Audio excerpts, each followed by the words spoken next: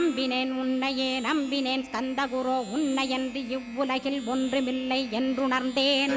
நன்கறிந்து கொண்டேன் நானும் உனதருளால் விட்டிட மாட்டேன் கந்தா வீடதருள் வீரே நடுநற்றித்தானத்து நான் உனை தியானிப்பேன் பிரம்ம மந்திரத்தை போதித்து வந்திடுவாய் சுழுமுனை மார்க்கமாய் ஜோதியைக் காட்டிடுவாய் சிவயோகியாக எனச் செய்திடும் குருநாதா ஆசையறுத்து அறநடியைக் காட்டிவிடும் மெய்யடியராக்கி மெய்வீட்டில் இருத்திவிடும்